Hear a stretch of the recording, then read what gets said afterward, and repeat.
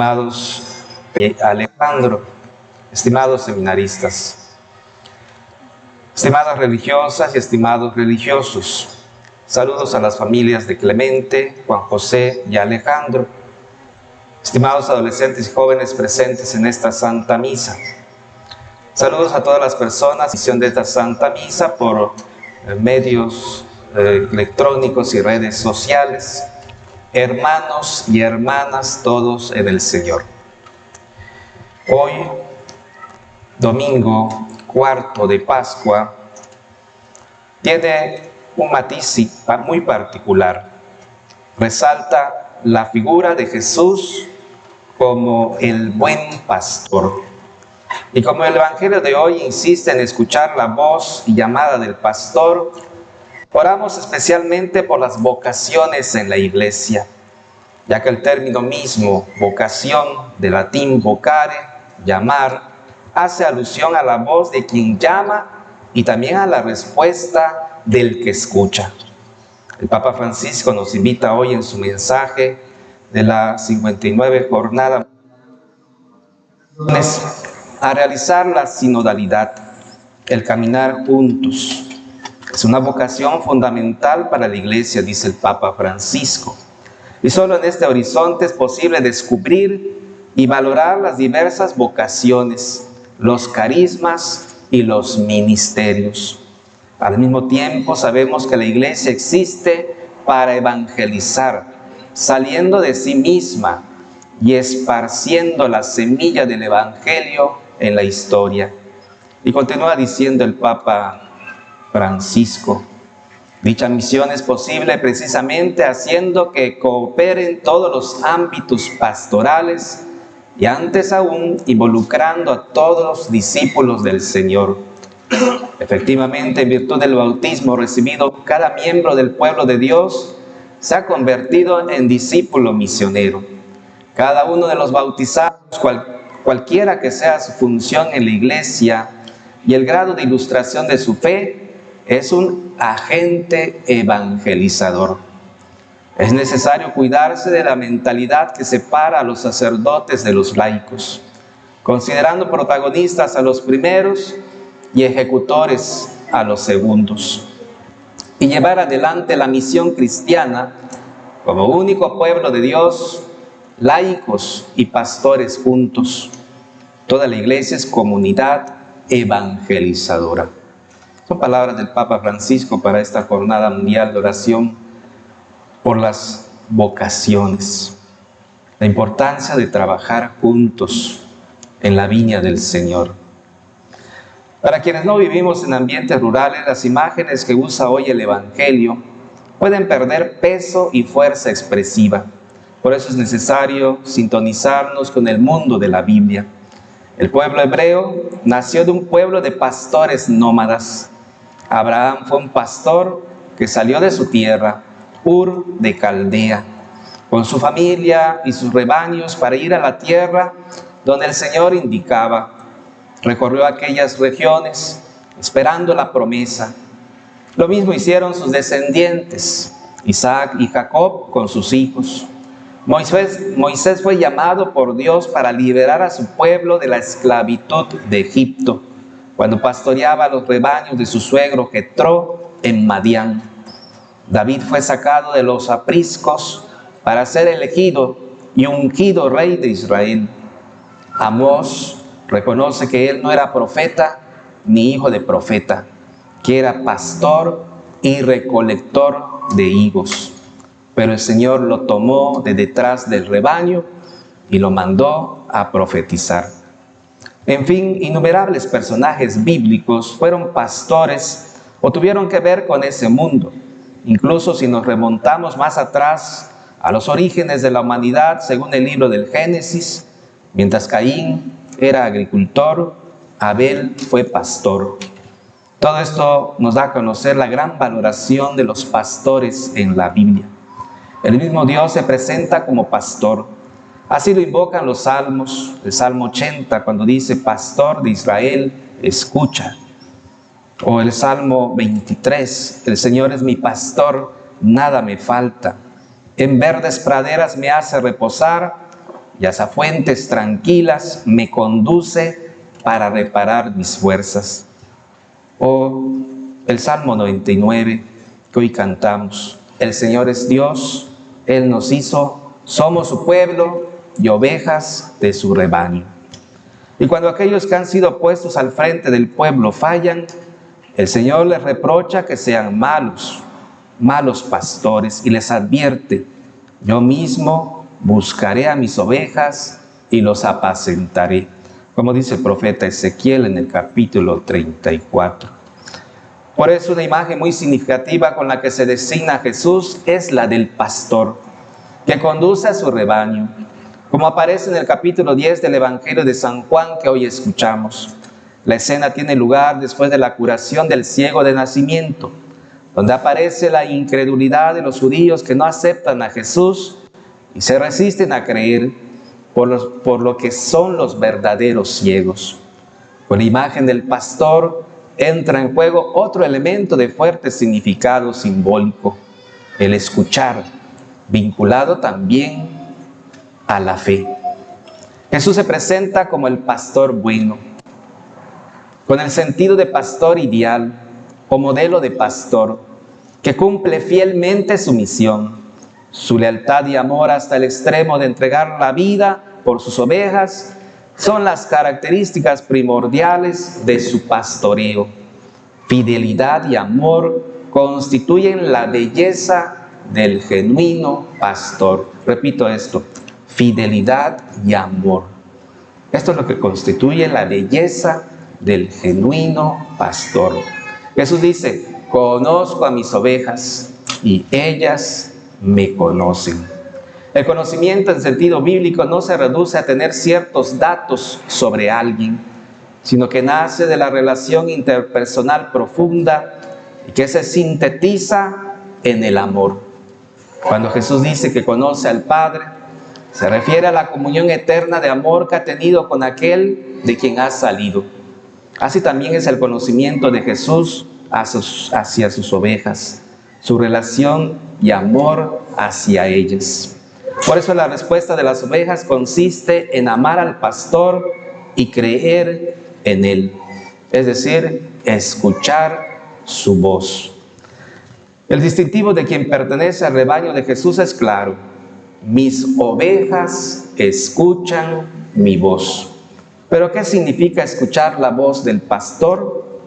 Ya el pueblo hebreo fue invitado a escuchar a Dios en Deuteronomio 6:4, cuando dice: el Señor es nuestro Dios, el Señor es uno. Escuchar a Dios significa básicamente amarlo con todo el corazón, con toda el alma y con todas las fuerzas. Y como consecuencia, obedecer sus mandamientos. El amor y la escucha se relacionan de una forma indisoluble, porque el amor lleva necesariamente a la escucha, y esta es expresión fehaciente de quien ama. El que ama a Jesús escucha su voz e ignora la de los extraños. Existen muchas voces extrañas y contrarias a la de nuestro pastor.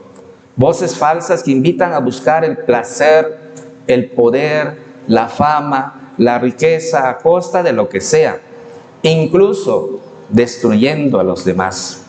Voces seductoras que proclaman falsos valores y enarbolan estandartes de pretendidos derechos y supuestas libertades. Voces que reclaman que cada quien puede hacer lo que se le antoje, así sea atentar contra la naturaleza humana creada por el mismo Dios. Voces llenas de demagogias vacías y falaces. Voces lisonjeras que halagan los oídos con suaves palabras, pero que mienten y engañan. En medio de este barullo de voces que proceden de falsos pastores, necesitamos saber distinguir y escuchar la auténtica voz de nuestro único y genuino pastor, Jesucristo. Necesitamos también ayudar a nuestros prójimos a que escuchen la voz del buen pastor.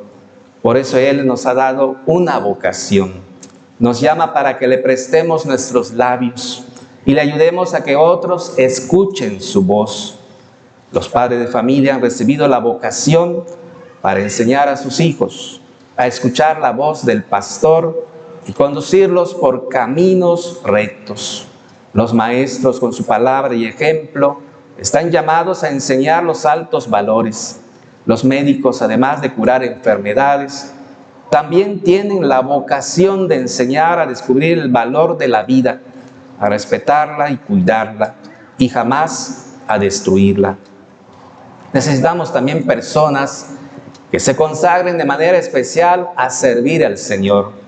Sacerdotes, religiosos, religiosas, misioneros, que vayan en busca de las ovejas, sobre todo de las más alejadas y necesitadas, y hacer presente entre ellas la caridad del buen pastor. No se requieren mercenarios, sino pastores con olor a oveja, como ha dicho el Papa Francisco. Hoy, nuestra diócesis de San Andrés Tuxtla celebra que Monseñor Guillermo Ranzábal González, en 1970, haya establecido el nacimiento del Día del Católico, que ahora se cumplen 50 años de haberse llevado a cabo año tras año. Y son 50 ya que se interrumpió su realización en 2 ocasiones por diversos motivos. Y siguiendo también la motivación vocacional del Día del Católico, serán ordenados 3 diáconos transitorios: Clemente, Juan José y Alejandro.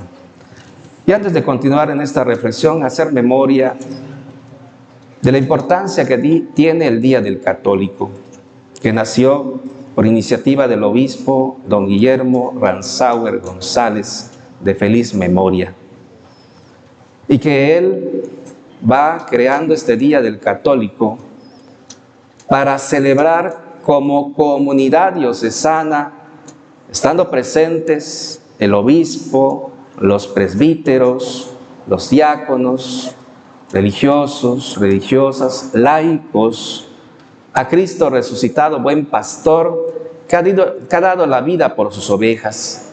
Además, le motivó la jornada de oración por las vocaciones que el Papa en turno venía promoviendo en favor de las mismas, lo que era algo providencial, pues nuestra diócesis de San Andrés Tuxtla tenía una gran escasez de sacerdotes. El camino sinodal nos invita a caminar juntos con Cristo, y cada quien viviendo su vocación al servicio de Dios y de la Iglesia.